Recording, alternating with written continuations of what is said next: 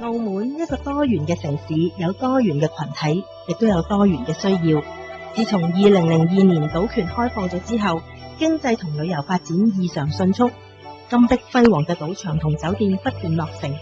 唔單止令到澳門成為不夜城，亦都製造咗好多提早放棄學業，轉往賭場就業，快速賺取高薪嘅機會。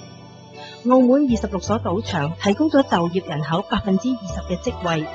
賭博同埋相關行業引致嘅問題喺澳門社會已經亮起紅燈，加上通脹不斷調升，帶嚟咗唔少家庭嘅問題。中福團喺澳門嘅宣教工作由1993年開始，宣教團隊有7位宣教士，宣教工作包括神學教育、傳播及文字事工、開荒植堂、信徒訓練、土生葡裔事工、兒童及家庭事工等等。透過神學教育，為澳門培育更多神嘅工人，牧養教會；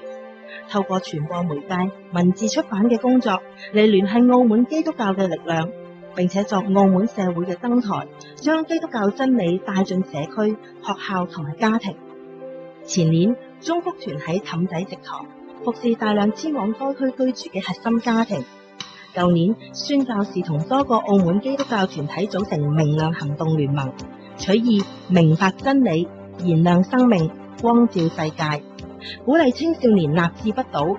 得到本地基督教學校鼎力支持。今年會喺中區開設一個工作中心，